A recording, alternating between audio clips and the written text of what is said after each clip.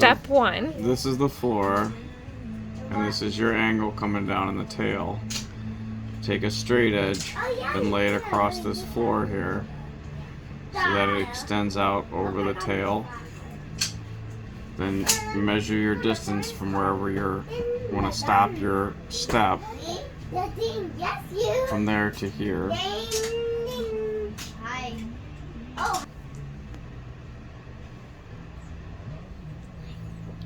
Then you're going to want to take a 2x4 and cut. That will give you how wide the tail of the 2x4 will be. Because you have to make wedges, right? Wedges like in the shape of the tail.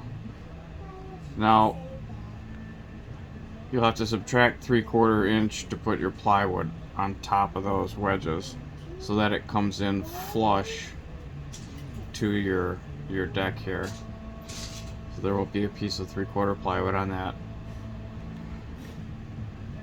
This angle right here is the tricky angle to get on the plywood. Hang on, can I stop you? How many wedges do you think you made? I put them as it went across 16 inches on center. So if your board's going across every 16 inches, you'll put a block in here. And then you can always rip a piece of plywood also to cover the end up on here, whatever this distance ends up being, to cover the end up of the blocks. But this piece of plywood, looking at it from the side, this is a tricky angle to cut. You won't be able to set a saw to the angle of this. A saw typically only cuts to a 45 or 50 some degree angle. So I took in the table saw, this was my fence, I actually set the bevel on the saw blade to come out this way and zeroed it up on the fence here. This is the saw blade, this is the fence, and I stood the piece of plywood up on its side.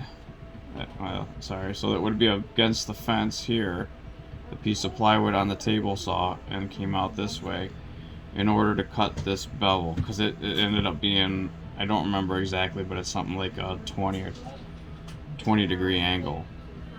You may be able to, if you're using a skill saw, stand the plywood up on end. You would take this wedge, because this is the angle you're looking for right here. You can take this 2x4 and lay it over the block here so it would extend out. This is the end of your plywood. Your wedge would kind of look like this, and that would give you this angle to trace on here.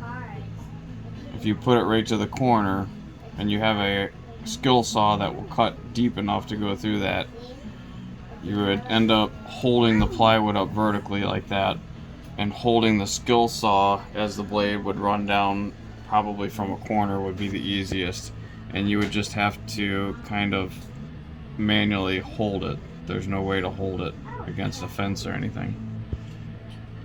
The table saw was the way to do it, and it was still a tricky cut to cut backwards like that, but it was best doable in a table saw.